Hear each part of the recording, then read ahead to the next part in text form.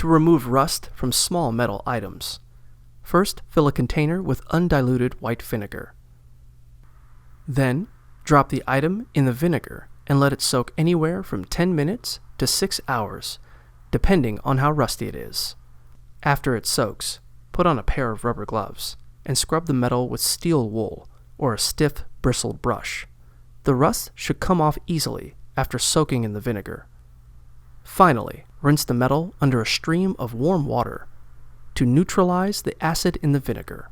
If there's still some discoloration, put the metal head in a resealable plastic bag with 1 to 2 cups, 180 to 360 grams of baking soda, and some water.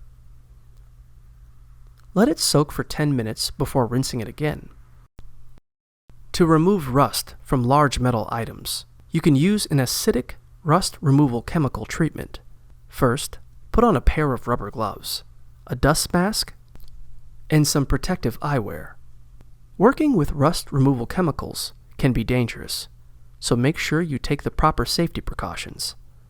Fill a plastic container with a little bit of your rust remover. Then, dip a natural brush in the chemical and carefully apply it to the rust.